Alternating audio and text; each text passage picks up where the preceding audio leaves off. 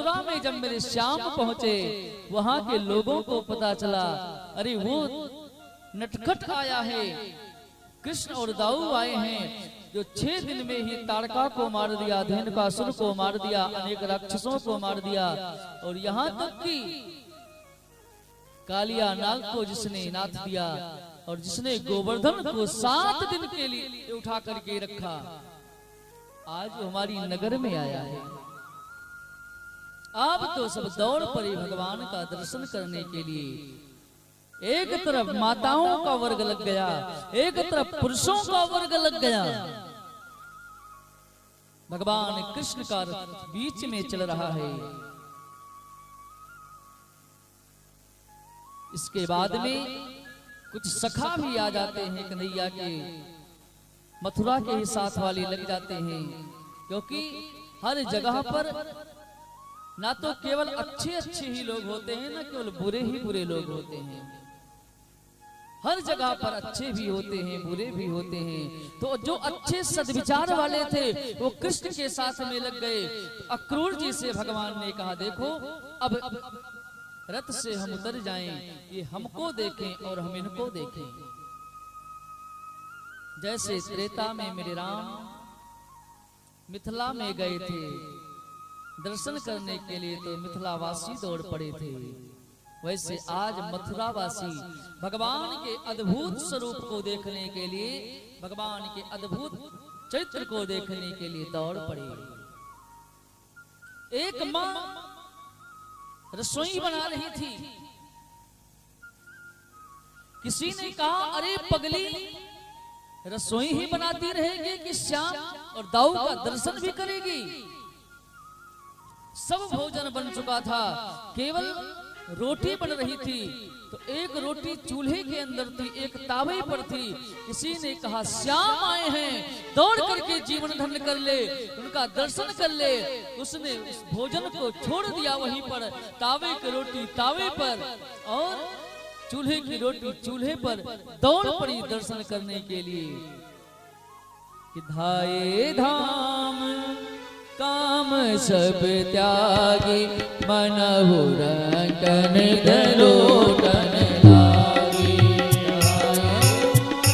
काम सब त्यागी, मनहु रंगन लोटन लागी।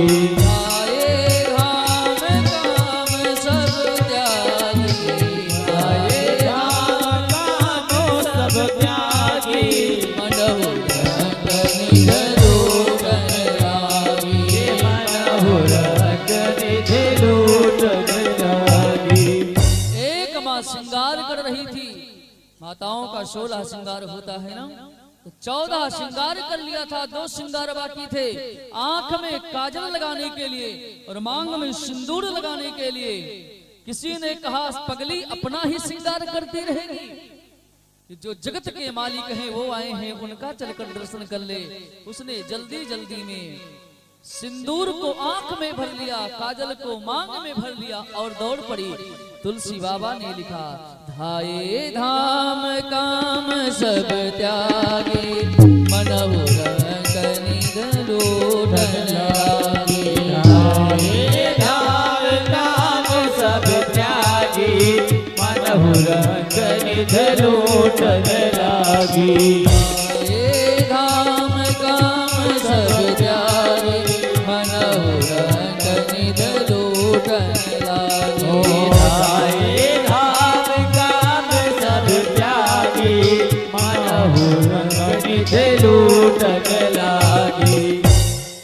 ये भारत देश किसानों की भूमि है।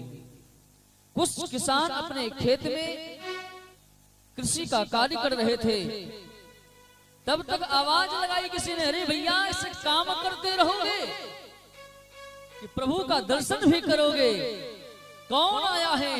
अरे वो ब्रज का नंदलाला आया है, जिसने ताड़का को मार दिया, जिसने पूतना को मार दिया, जिसने गोवर्धन को धारण किया, जिसने कालिया दाह पर नृत्य किया।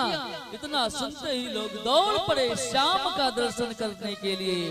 धाये धाम काम सब त्यागे, मनहु रंगन लोटन लागे। धाये धाम काम सब त्यागी, मनहु रंग निज लूटन लागी।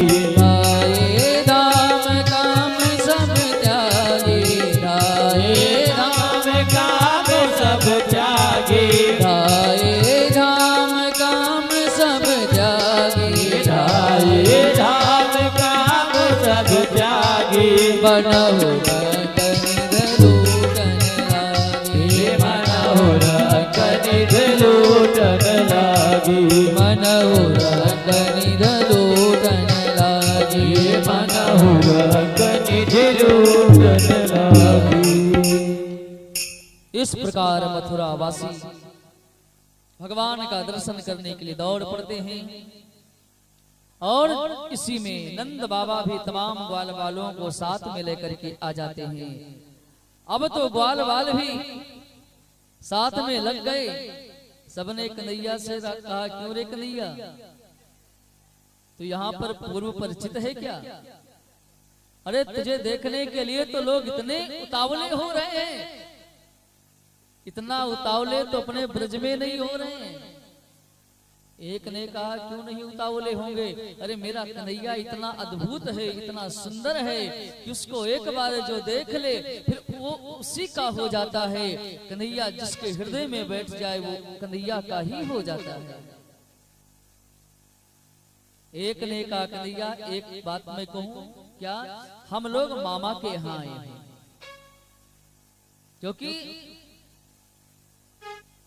भगवान कृष्ण के मामा कंस तो पूरी मथुरा वाले सब मामा हुए, तो सब ग्वाल बाल के भी मामा। सबने कहा, कन्हैया हम लोग मामा के यहाँ आए हैं, तो ऐसा करो, ये जो हमारे वस्त्र हैं ना थोड़े ढंग के नहीं है, क्योंकि हम लोग ग्वाले हैं, हम लोग गौ चराने वाले हैं, तो इसलिए अच्छा वस्त्र मिल जाता तो अच्छा होता। भगवान कृष्ण ने कहा, तो क्या बात है, चलते हैं, क्योंकि राजा महाराजा के वस्त्र रज्जाक धुलते हैं, धोबी धुलते हैं, इसलिए चलते हैं रज्जाक के यहाँ धोबी घाट पर, जहाँ पर वस्त्र धुला जाता है, और वहां पर वस्त्र मांगेंगे, वस्त्र मिल जाएगा।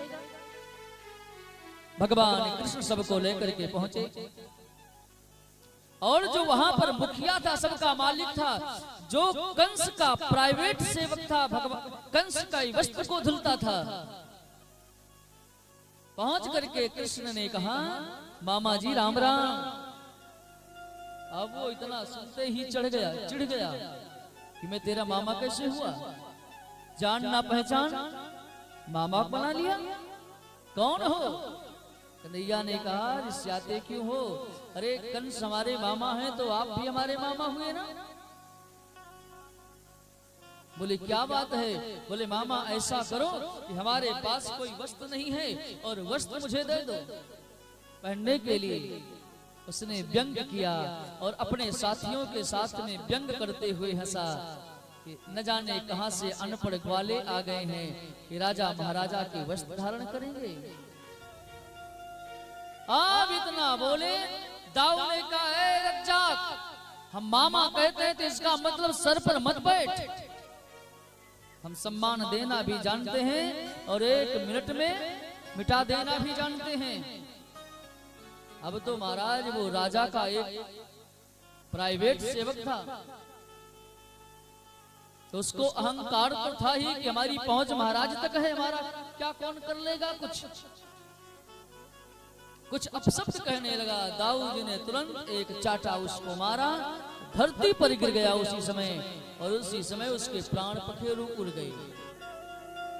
जितने रज्जाक थे अपने मन में सोचा, यदि मैं कुछ भी टेढ़ा बोला तो यही दशा हमारी भी होगी। सब ने कहा, कन्हैया तुझे जो वस्त्र अच्छा लगे सो ले ले। जितने ग्वाल वाला थे सब ने एक एक वस्त्र को लेकर के यत्र तत्र हुए। रज्जकस्य कराग्रेण शिराकायाद पातयत। उस रज्जाक को मार करके, उस धोबी को मार करके भगवान ने अपने ग्वाल वालों के साथ में वस्त्र को धारण किया। और जब वस्त्र को धारण किया तो ग्वाल वाले बेचारे छोटे छोटे, मेरा कन्हैया 11 साल का, और जो मथुरा के लोग थे खा पी करके हिष्ट पुष्ट थे, तो जैसा व्यक्ति होगा फिर वैसा उसका वस्त्र भी होगा। सबने कहा कन्हैया वस्त्र तो मिल गया लेकिन साइज नहीं मिल रहा है। 28 नंबर वाले को 45 नंबर 46 नंबर मिल गया। कन्हैया बहुत ढीला है वस्त्र, तो क्या करें? कन्हैया ने कहा देखो वस्त्र मिल गया तो वस्त्र को सही करने वाला भी कोई मिल जाएगा। कन्हैया जी पहुंच गए जो महाराज कंस का वस्त्र सिलता था, जिसको दर्जी कहते हैं, वस्त्र को सिलने वाले को दर्जी बोलते हैं। जाकर के कहा मामा जी राम राम। उसने कहा भैया राम राम। उसने पूछा महाराज क्या सेवा करूं? भगवान ने कहा जितने वस्त्र हैं ढीले ढाले सबको नाप कर अच्छे से सेट कर दो। और उसने तुरंत सबके वस्त्रों को ले करके सब आदमियों को लगा करके क्षण मात्र में अपना काम कर दिया। वस्त्र अच्छे से हो गए।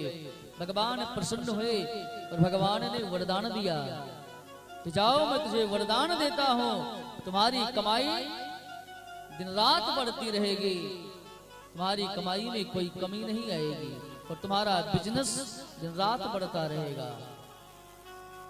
तो आप विचार करें 1000 रुपए का कपड़ा होगा और अच्छे दर्जी के यहाँ जाओगे तो 2000 सिलाई लगेगी उसकी। भगवान ने इतना बिजनेस बढ़ा दिया कन्हैया के आशीर्वाद से। अब तो सब ग्वाल वालों ने कहा कन्हैया बड़े अप टू डेट लग रहे हैं, अब तो बड़ा अच्छा हुआ।